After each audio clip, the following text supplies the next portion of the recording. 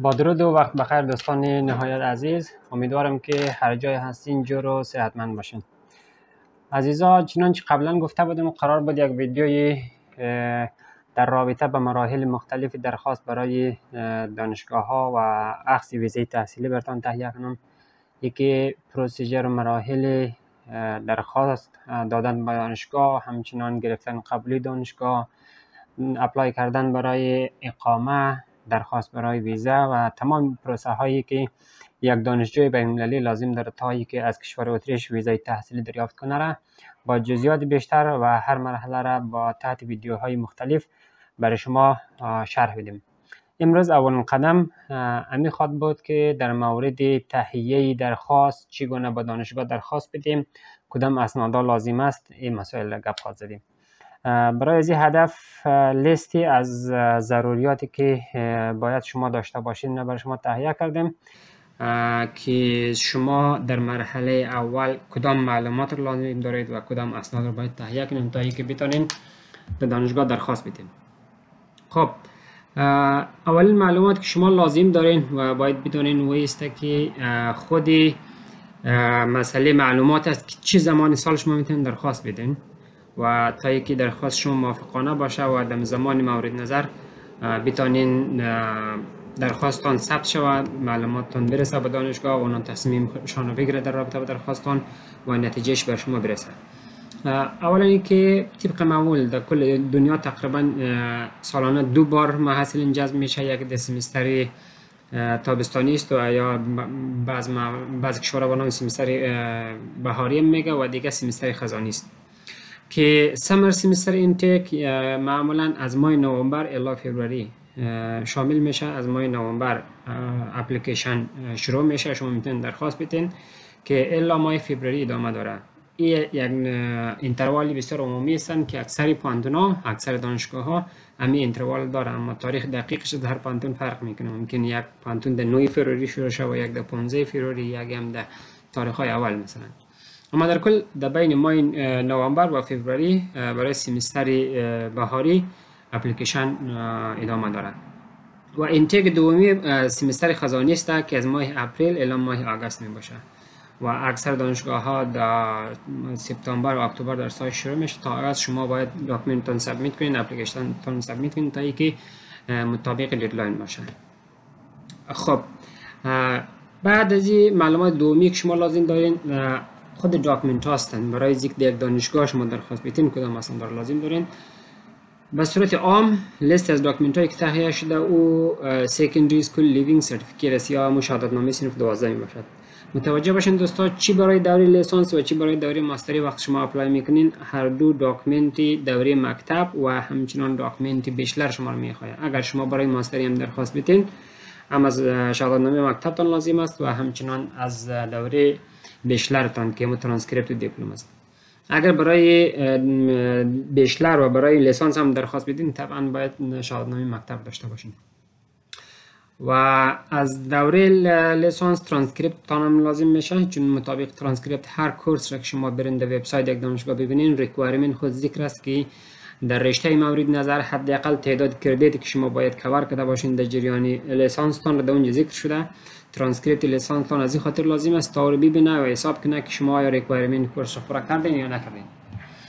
و به صورت اکسپشنال بعضی دانشگاه ها یک داکومنت دیگه کار داره به نام دیسکریپشن اف کوالیفیکیشن، چون در اکثر کشورها تقریبا امی استرکچر کورس هایشان دوره لیسانس فرق میکنه و مضمونایی که در خود ترانسکریپت ذکر است خیلی واضح نمی باشه. در یک کشور به یک نام یاد میشه، به کشور دیگه به نام دیگه یاد میشه که کانتنتش محتوایش یک چیز باشه. برای اینکه برایشان بیشتر واضح شود یک دیسکریپشن از مضمونایی را میخواد شما دوره لیسانس خواندین. برای اینکه تهیه کنین چیکار میکنین؟ شما ترانسکریپت لیسانس تان را میگیرین، هر کردیت هر مضمون را خواندین یک دیسکریپشن کوتاه شرح میدین که در این مضمون چند کردیت خود ذکر است، شما فقط شرح میدین کدام موضوعات کانتنت از کورس بوده. این میگه دیسکریپشن اف کوالیفیکیشن. البته این در تمام دانشگاه های اتریش نیست، بلکه بعض دانشگاه های شما شما میخواید که بهتر شما این را آماده داشته باشین. مرحله بعدی یکی از مهمترین اسنادی که شما باید داشته باشین و مسئله سند زبان است. سند زبان شما اگر بخواین ماستری بخونین در دو زبان امکانش هست، یک زبان جرمنی و دیگه زبان انگلیسی. در صورتی که شما زبان جرمنی یاد داشته باشین تا لول B2 یا همون لول B2 شما قابل قبول می باشه، لازم نیست شما سند توفل یا آیلتس انگلیسی رو داشته باشین. اما چون داشتن سند برای افغانستان سند دو چک چیزی معمول نیست، اکثر کسا رو نداره و تقریبا اکثر دانشجویا سند زبان انگلیسی رو داره. پس شما میتونین آپشن های توفل و آیلتس انتخاب کنین. البته یه هم به لول B2 که از توفل اینترنت بیسش اگر نمبر توفل شما بین 72 الی 94 باشه معادل امی B2 باشه و اگر آیلتس امتحان میتین از 5.5 الی 6 اگر باشه شاملی لول B2 است. به علاوه ازی شما اگر بیشلرتان را در یک دانشگاهی خوانده باشین که او کاملا به زبان انگلیسی تدریس شده باشه و از خود دانشگاهی مورد نظری که بیشلرتان را خواندین هم یک تاییدیه داشته باشین که او را به نام انگلیش پروفیشنسی داکیومنت است که دانشگاه کنفرم میکنه، تایید میکنه که بله این دانشجو تمام محتویات کورسش به زبان انگلیسی بوده. از دانشگاه هایی که شما درخواست میتین بعد از او از شما سند زبان دوباره نمیخواد، با اتکا با اون کنفرمیشن که یونیورسیتی داده ریکوایرمنت شما را پذیرفته و قابل قبول میتونه که یک پوینت مثبت است. و بعضی دانشگاه ها به علاوه از داکیومنت های دیگه یک لازم موتیویشن لیتر لازم است. موتیویشن لیتر از هر دانشگاه ها تقریبا یکسان است، کانتنتش یک محتوایش چی گفته باشه. در حقیقت شما میخواهید انگیزه از اینکه شما میخواهید در رشته تحصیل کنین و در کشور و در این دانشگاه مشخصا تحصیل کنین، انگیزه شما رو میخواهید بفهمید شما چه قسم یک آدم پرتحرک، آدم با انگیزه و با هدف هستین.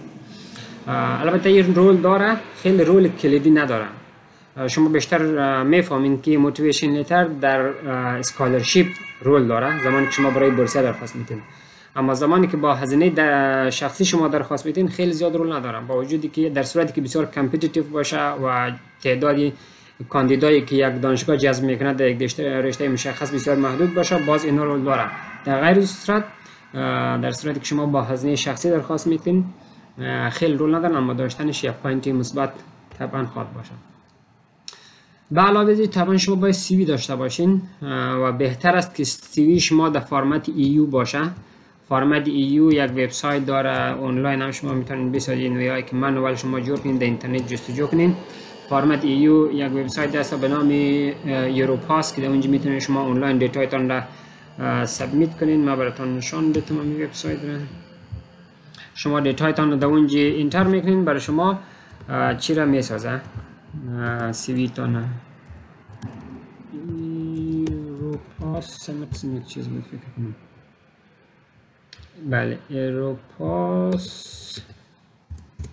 سی وی تایک پیدا کنم ایره ایروپاس فکر کنم اینمی باشه. بله این وبسایت است. جزئیات شما میشه ببینید. البته لینکش در دیسکریپشن از این ویدیو خود ماندم تا اینکه شما راحت برین در این دیتایتان را مشخصاتتان را اپلود کنین و براتون سی وی را با اون فرمتی که در اروپا معمول است و رواج است برای شما آماده میکنه. خب مرحله سند مهم دیگه که شما لازم است او مسئله برث سرتیفیکیت است. برث سرتیفیکیت ساختنش هم فعلا در کابل آسان است. شما میرین جرم میکنین و تایید وزارت خارجه میکنین، زیاد جنجال نداره. و به علاوه از بعضی پرسنل دیتا شما طبعا میخواد که شامل پاسپورت شما میشه، که آیدی کارت است، تذکره تان میخواد، یک تا عکس شما میخواد، آدرس تان، ایمیل و شماره تلفن تان، اینا را در پورتال دانشگاه شما چه میکنین را اپلود میکنین و در اونجا اونا ارزیابی میکنن. اینا یک لیستی از اسنادهای بسیار عمومی بود که بسیار عمومی تقریبا همه دانشگاه ها اینا رو میخواد. به علاوه از این دوستان متوجه باشین که بعضی دانشگاه ها بعضی به صورت استثنایی ممکن از شما سندی بخواید که جای دیگه معمول نبوده و شما با او روبرو نشدین، او را باز بر شما تشریحات میده چه قسم سند را آماده کنین و او سند چی است، هدف از اینکه او را ریکوست میکنه چی است، که در این مورد هم شما میتونین جزئیات از دانشگاه مورد نظر بخواین. آنچه در این ویدیو گفته شد در این لیست نسبتا کوتاهی که هست تمام معلوماتی هستند که شما برای چی؟ برای درخواست دادن به دانشگاه لازم دارید. نه تمام معلوماتی که پروسه ویزا و اقامه و تمام مراحل، بلکه داکیومنت های بسیار زیاد دیگه لازم است که در مرحله مربوطه شه. این قسم داکیومنت هایی که من براتون گفتم مشخصا برای درخواست دادن به دانشگاه اگر شما این داکیومنت ها داشته باشین، به این معنا که شما آماده هستین برای یکی یک دانشگاه درخواست بدین. برای اینکه یک کمی وضاحت داشته باشم برای شما دوستا، حال میریم یک از دانشگاه ها رو یک رشته رو میخوایم ببینیم که مثلا یک کورس رو ما چطور پیدا کنیم در یک دانشگاه و معلومات از کورس رو ما چطور بفهمیم که آیا ما تمام معلومات یا تمام ریکوایرمنتی که کورس داره ما پورا میتونیم یا نمیتونیم. خب یک دانشگاه رو انتخاب میکنیم به نام TUWien یا وینا یونیورسیتی اف تکنولوژی، یک یونیورسیتی در اتریش در شهر وینا که بسیار مشهور هم است، رنکینگ نسبتا خوب داره. خب در این وبسایت صفحه اولش وقت بیاین به دو زبان، هم به زبان آلمانی هستن به صورت دیفالت امی میایه، شما میتونید سویچ کنین به زبان انگلیسی که تمامی کانتنتش به انگلیسی است. شما میرین در بخش استادیز، در بخش استادیز که آمدین میبینین که این دانشگاه کدام کورس ها را آفر میکنه برای شما. در اینجا میبینین تمام کورس هایشان، بیچلر پروگرامز، ماستر پروگرامز، دکترال، استادی بریف اکسپلینیشن، در کل تمامی کورس ها اینجاست. شما فکر کنین میخواین برای دوره ماستری درخواست بدین، در اینجا برای شما در کل یک معلومات کلی در مورد برنامه ماستری خود گفته که چند کردیت و گپ هستن. شما اگر مشخصا یک رشته مشخص رو بخواین ببینین پایینتر بیاین، ماستر پروگرامز with limited places، اینا او ایده از کورس های هستن یا رشته های هستن که تعدادی پذیرش محدود است. یعنی یک امی دانشگاه ممکنه دینامیک کورس 80 نفر یا 60 نفر در هر سال یا در هر اینتیک هر سمستری که میگیم پذیرش داشته باشه که بیشتر از او وقتی که اون تعداد کاندید پر شود دیگه جذب نمیکنه، به سمستر بعدی جذب میکنه. بعضی کورس ها هستن که کدام لیمیتیشن برایش وجود نداره، هر چقدر تعداد دانشجو در اونجا جذب شوه اونا میتونه صنف برایش دایر کنه و کلاس ها برگزار شوه و شما درسایتون ادامه بدین.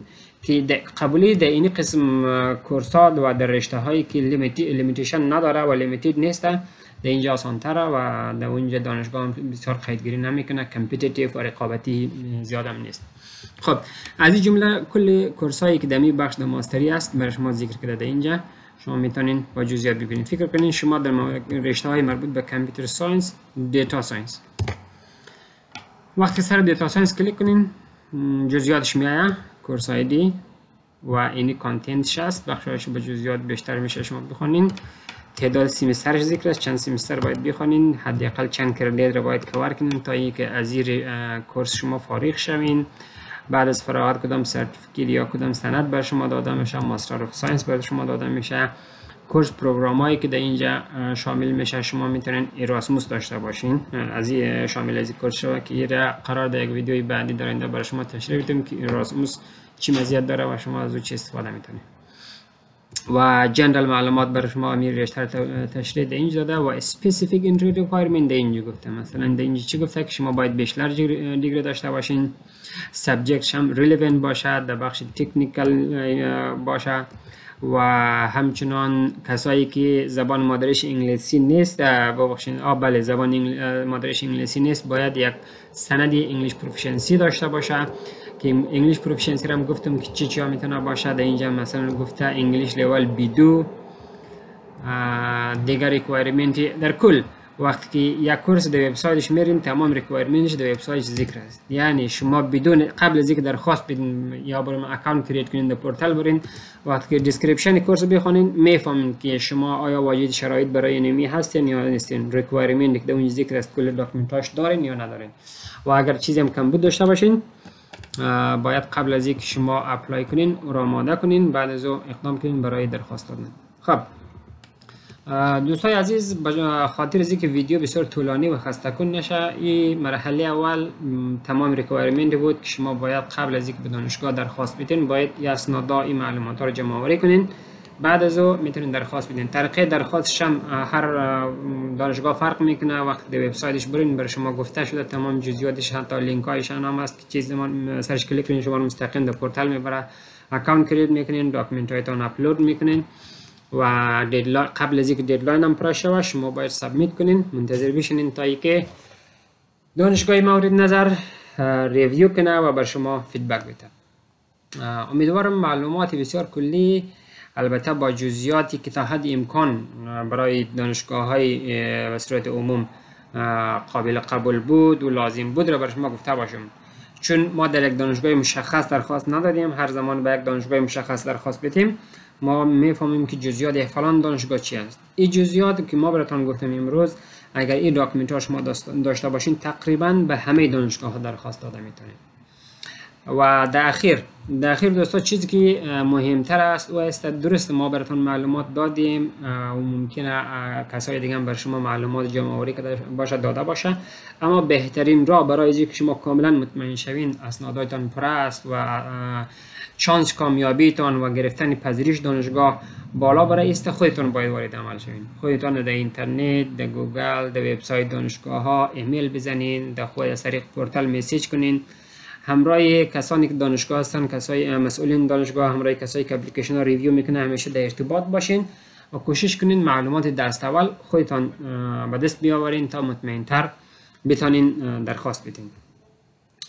بازم در صورتی که هر گونه سوال باشه ما در خدمت خواهد بودیم، از طریق واتساپ، از طریق کامنت که شما در زیر امی ویدیو میمانین. لطفا چینل ما رو سابسکرایب کنین تا یک از ویدیوهای بعدی که براتون خود گذاشتم آگاه شوین و سوالاتتان در کامنت از طریق واتساپ و از هر راهی که ممکن است شما میشه برای ما روان کنین تا حد امکان بر شما مطابق تجربیات، مطابق معلومات که داریم جواب خواهیم داد. فعلا وقتتان خوش و ایام با کامتان باد.